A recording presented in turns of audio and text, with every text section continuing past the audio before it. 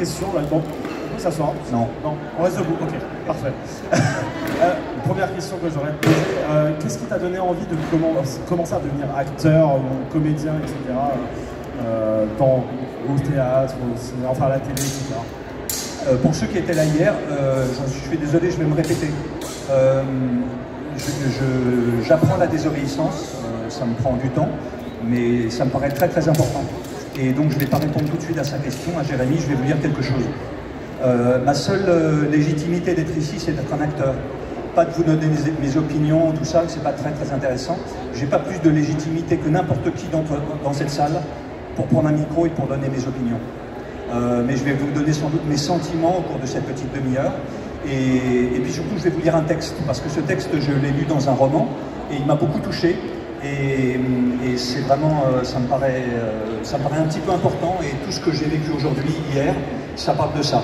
C'est un texte d'un romancier irlandais, et là, ça met en scène une jeune femme qui a perdu son mari, elle est désespérée, elle se balade avec un revolver dans sa poche, et une balle dans le revolver. Et elle rencontre quelqu'un. Et écoutez ce qu'elle va dire, cette femme. On ne comprend jamais que l'espoir, si tant est qu'on le rencontre. L'espoir apparaît dans les petites choses du quotidien. Pas à la manière d'une annonce venue d'en haut, dans l'arôme d'un plat cuisiné, dans une phrase de Vivaldi, dans une poignée de main, dans une conversation. Voilà ce qui s'est passé ce jour-là. L'espoir m'attendait dans une salle. En entrant dans ce parc, je ne connaissais pas cet homme. Quand j'en suis reparti, j'avais serré la main au meilleur ami de toute ma vie, qui, au cours de ces terribles mois, me donnerait un objectif, une raison de vivre, de continuer à vivre. On ne sait jamais quel miracle se cache dans le quotidien. Je vais répéter parce qu'il y a beaucoup de bruit. On ne sait jamais quel miracle se cache dans le quotidien. Parfois, c'est une simple question de regard. L'écrivain, il s'appelle O'Connor, le roman, il s'appelle Dans la maison de mon père. Pardon, Jérémy, de un petit peu désobéir, mais je commence par là. Parce que vraiment, voilà, ma seule légitimité, je suis comédien. Voilà, si vous alliez rencontrer un boulanger, peut-être qu'il vous offrirait une miche de pain. Moi, je vous offre un texte. C'est ça que je peux vous donner et vous lire aussi bien que possible. Les regards, les poignées de main, parfois les embrassades. C'est ce que j'ai vécu pendant ces 2 jours, grâce à vous. Je vous en remercie. C'est littéralement ce qui m'aide à vivre. Vraiment. Pour ne pas sombrer du côté obscur de Lancelot, je me raccroche à ça, à vos regards intenses, parfois derrière vos lunettes. Je vous vois sourire, je vois ce que vous me donnez. C'est absolument essentiel. Dans un monde où on veut nous opposer, on nous dit qu'il y a des camps, qu'il y a des gens qui sont des écolos, d'autres des chasseurs, d'autres qui ont des voitures, d'autres qui se sont fait vacciner, d'autres pas vaccinés, c'est encore pire, et on ne se parle pas. On ne débat plus, et c'est hyper important de parler avec des gens avec qui on n'est pas d'accord. Maintenant, je vais essayer avec des avirons, et comme je peux, de revenir à la question de Jérémy qui m'a posée. Excuse-moi d'être un peu long. Donc comment je suis devenu comédien? Je suis devenu comédien parce que ça a été une bouée de sauvetage pour moi. Pardon encore si il y a des personnes qui me connaissent un petit peu dans cette salle, je le sais. Pardon, je vais me répéter, mais je n'ai pas grand-chose d'autre à dire. Donc moi j'étais incapable de rencontrer les gens, incapable de leur parler, littéralement incapable. Voilà, ça c'est toute mon adolescence. Et donc j'étais en train de mariner en moi une espèce de ressentiment, voire de haine envers les autres, qui ne venaient pas me voir. Et ça peut conduire très loin, cette chose-là. Donc cette timidité maladive que certains connaissent, je pense, dans cette salle, en tout cas hier on me l'a dit, ça peut durer très longtemps. Donc moi j'ai fait vachement de progrès, et le théâtre a été une bouée de sauvetage. Vous avez vu, j'ai répondu un peu à sa question. Merci beaucoup pour la réponse. Du coup, effectivement, je vais un peu plus parler de la carrière hors Kaamelott, mais vu qu'on a très peu de temps, je pense que les gens, la majorité, viennent un peu pour ça. Je voulais savoir comment ça s'était passé au tout début quand Alexandre Astier est venu te voir concernant le rôle de Lancelot. Alors je ne sais pas s'il est venu directement avec l'idée de te donner le rôle de Lancelot ou est-ce qu'il avait l'envie de te voir travailler avec lui et comment ça s'est passé un petit peu cette petite anecdote. Pour prévenir les questions éventuelles, je n'ai rien à dire sur un film qui aurait lieu, je sais pas quoi, j'ai rien à dire, je ne peux rien dire. J'ai rencontré Alexandre Astier sur un spectacle de théâtre, un Shakespeare, dans lequel je jouais, dans lequel il jouait, et quelques mois plus tard, il m'a proposé un court-métrage. Et la petite équipe que nous étions dans ce spectacle de Shakespeare, il y avait Jean-Robert Lombard, le père Blaise, Nicolas Gabion, Borte, Loïc Varro, Venec, Brice Fournier, j'ai oublié le nom de son personnage, le frère Cadoc, merci. Quand je vous dis que vous connaissez mieux la série que moi, Jean-Christophe Ambert évidemment, enfin voilà, on a été 7 ou 8 à qui il a proposé de venir tourner un court-métrage et ça a constitué un petit peu comment dire, le socle de la distribution qui allait devenir plus tard la série, et le court-métrage s'appelle Dies Irae pour les spécialistes. Je vois que ouais, il y en a qui connaissent bien sûr Dies Irae évidemment. Voilà. Mais je n'étais pas encore Lancelot, j'étais un personnage qui faisait tout le temps, je ne sais pas si vous vous souvenez, qui clignait des paupières. Très bien. Et donc du coup, au niveau de Kaamelott, en fait, qu'est-ce qui rend Kaamelott aussi unique à tes yeux, parce que tu as quand même passé pas mal d'années à jouer le rôle de Lancelot, d'abord à la télé et ensuite... Oui, donc le public, effectivement. Voilà, c'est ça qui le rend unique. Absolument unique. Ouais.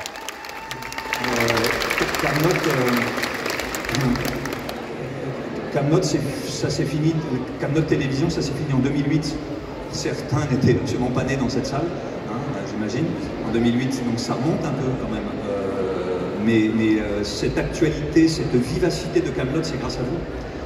Moi, Kaamelott, il faudrait que je compte, parce que je dis des chiffres un peu au hasard, mais c'est peut-être 50 jours dans ma vie. 55, 70, peut-être que je me trompe à 10 ou 15 jours près.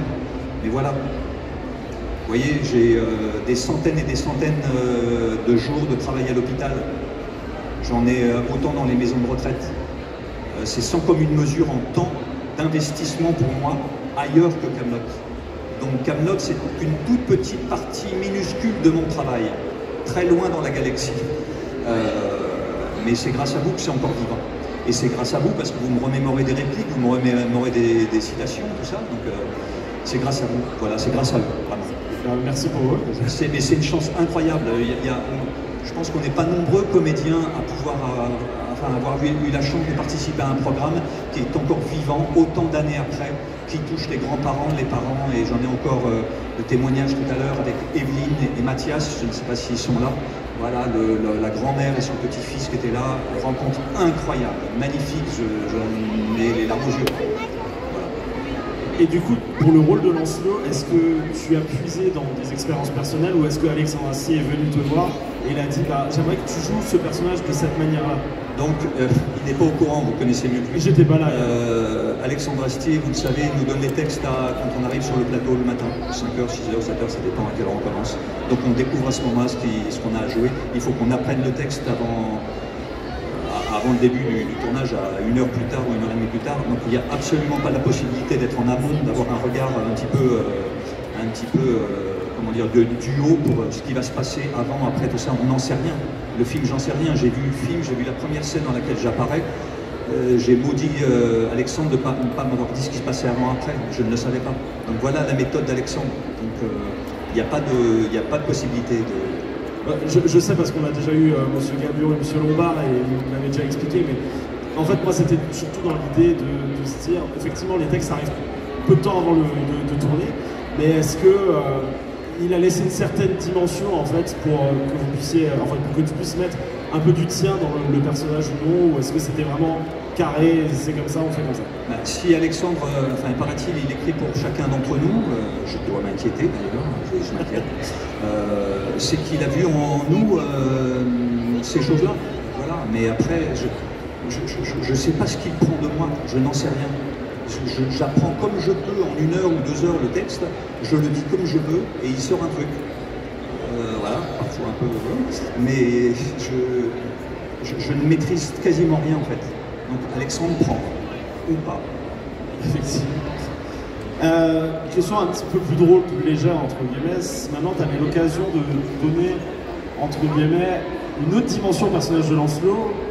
Comment le verrais-tu hors du personnage un petit peu sérieux, un petit peu trop carré sur les choses? Est-ce que, maintenant, imaginons un Lancelot qui serait un peu plus cool, comment tu l'imaginerais? Est-ce que ça serait un rôle que tu pourrais faire ou non? C'est une question à laquelle je ne peux absolument pas répondre. Je ne comprends pas ta question en fait. Enfin si je la comprends, mais le Lancelot, c'est le Lancelot d'abord d'Alexandre Astier. Alors il utilise mon corps, ma voix, et puis voilà, moi, un petit peu moins. Mais c'est d'abord le... Donc je ne peux pas l'imaginer ailleurs qu'avec Alexandre. C'est pas possible. Ouais. Tu vois? Oui, je vois tout à fait, mais c'était surtout, c'était entre guillemets une question un petit peu plus... on se laisse un petit peu aller, si tu avais une envie particulière de... J'y arrive pas. Okay. Je peux pas y arriver. Il n'y a pas de souci, c'était comme si, à la cool, on est là, faut pas s'inquiéter pour moi. Je rebondis et il n'y a pas de problème. Du coup, autre question, parce que effectivement, tu disais que Kaamelott, ça s'était arrêté en 2008. Il y a quelques années de ça, il y a eu le premier film. Comment ça s'est passé, la reprise de contact avec Alexandre? Est-ce que vous étiez encore en contact pendant toutes ces années, ou est-ce qu'il est revenu vers toi et disant, j'ai un projet à te proposer 2 mots. 1, ça s'est super bien passé. Non, il n'y a pas eu de contact avant. Voilà. Je t'ai dit que j'allais te décevoir. Je te non, il n'y a pas de souci, c'était juste... Je t'avais prévenu, tu m'as dit je vais te poser que sur Kaamelott. Il n'y a pas de souci. C'est vraiment la particularité de ce programme en fait. Ouais. Ça appartient tellement au cerveau d'Alexandre que on se glisse dans les heures où on travaille avec Alexandre dans ce projet-là. Et puis après, c'est action-réaction, c'est ça? C'est parti, ouais. Tu vois? Ok. Et du coup, alors je vais couper court tout de suite à la question parce que j'avais prévu une question pour un peu ce qui arrivait, mais c'est pas grave, no souci. Donc au moins c'est sûr, et je pense que la Q&A hier c'était pareil, on a coupé court à toutes les questions sur un éventuel film, une suite, mais bon. Mais du coup, est-ce que tu aurais des conseils par hasard pour des gens qui seraient intéressés de se lancer dans tout ce qui est la comédie, l'actoring, etc. pour qu'ils aient entre guillemets un pied à l'étrier entre guillemets comme ça? Allez-y et bonne chance. Effectivement. On a un métier qui est un petit peu un condensé de notre société, d'accord? Un métier où des gens sont extrêmement mal payés, très mal, bossent 10 heures, 12 heures, 15 heures par jour, dans la boue, tout ça. Je pense aux régisseurs, je pense aux électros, c'est ce qu'on appelle les ouvriers. Vous savez ce mot qu'on a oublié? On dit plus, mais il n'y a plus d'ouvriers. Ben, si, il y en a encore. Voilà. Donc ces gens-là sont extrêmement mal payés, et à l'inverse de l'échelle salariale, nous avons des gens dans notre métier qui sont indécemment bien payés. Ça me paraît obscène, mais en même temps, nous sommes à l'image de notre société. Donc on accepte dans notre société qu'il y ait des gens qui soient inférieurs à nous. Moi, je suis sur des plateaux avec des gens qui gagnent moins d'argent que moi. Mais pourquoi? Je mérite plus qu'eux? Je vois pas pourquoi je mérite plus qu'eux. Moi, je suis né dans une famille qui m'a donné des grandes chances. J'ai tenté des écoles parce que je savais qu'elles existaient. Déjà, il faut savoir qu'elles existent. J'ai eu la chance de réussir ces concours-là. Donc, ça me donne une ligne sur mon CV. Voilà. Donc, voilà comment on hiérarchise une société. Donc, parce que j'ai ces lignes sur mon CV, j'ai un peu plus de reconnaissance que d'autres. Mais c'est une profonde injustice.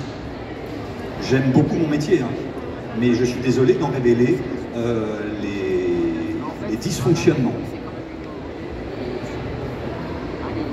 Et au cours de ta carrière,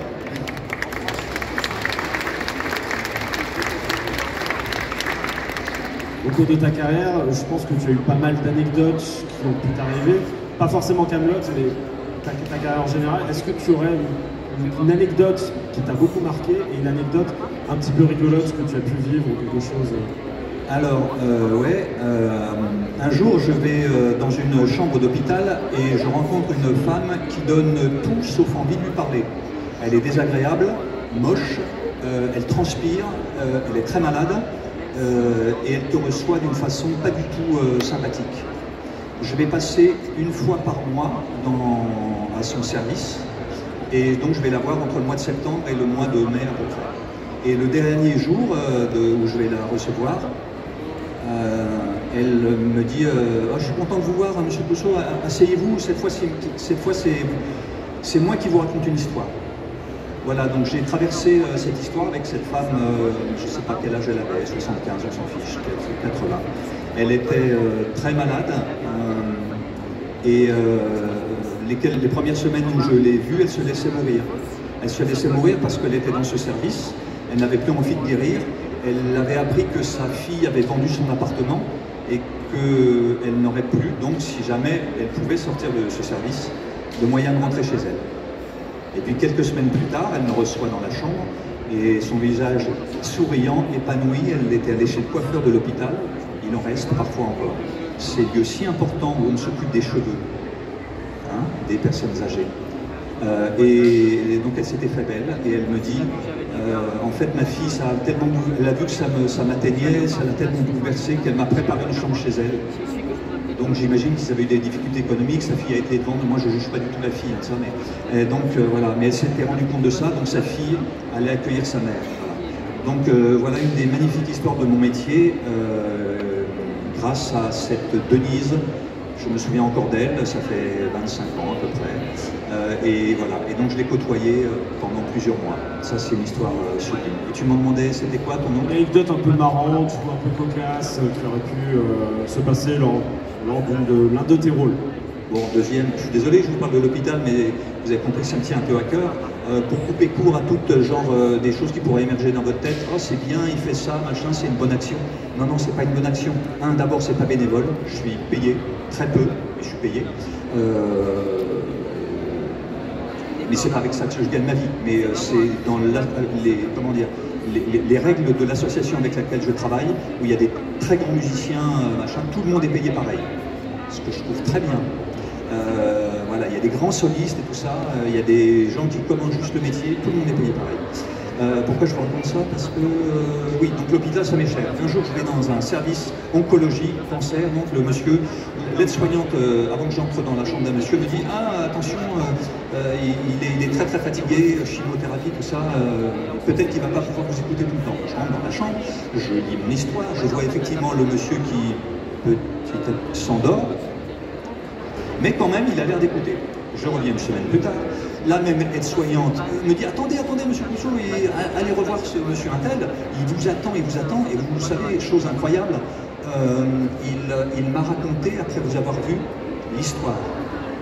C'est-à-dire que ce patient avait pris le temps, et surtout l'aide-soignante avait été suffisamment intelligente pour désobéir à ses supérieurs, qui lui demandent un temps chronométré pour s'occuper de malades, pour écouter son patient, la personne dont elle s'occupait, lui raconter l'histoire que je lui avais racontée quelques heures plus tôt. Donc déjà ça, moi ça me bouleverse. Mais en plus, quand j'ouvre la porte, il m'accueille à bras ouverts et il me dit « Ah, monsieur, je suis tellement content de vous revoir. Je vous ai pas reconnu la semaine dernière. Regardez ce que j'avais dans mon tiroir. » Et il ouvre le tiroir, il en sort un coffret de Kaamelott. On revient un petit peu à le cœur de tes interrogations. Je sens que tu voulais beaucoup m'interroger sur Kaamelott. J'ai rebondi finalement. Et il me dit « Est-ce que vous pouvez me le signer s'il vous plaît ?»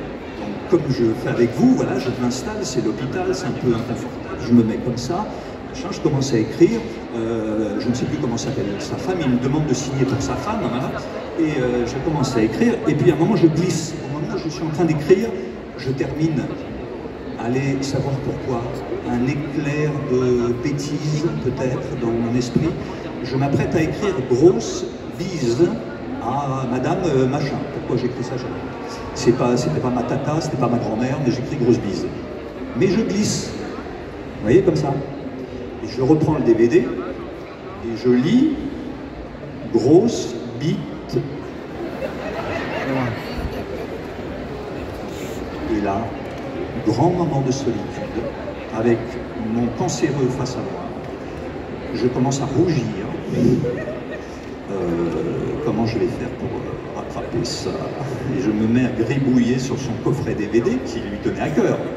Et donc ce monsieur a un gros gribouillis, voilà, pour essayer de corriger le T en S. Je crois que je suis à peu près à le faire parce que quelques mois plus tard, la femme de ce monsieur m'a envoyé un mail pour me remercier et me dire que je n'ai vu cet homme que 2 fois.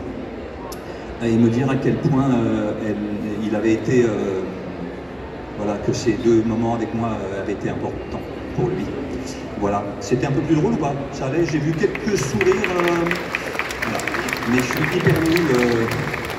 hyper nul en histoire drôle, donc je vous ai raconté un petit peu de mon ridicule, ça peut faire rire parfois, c'est bien. Et j'ai encore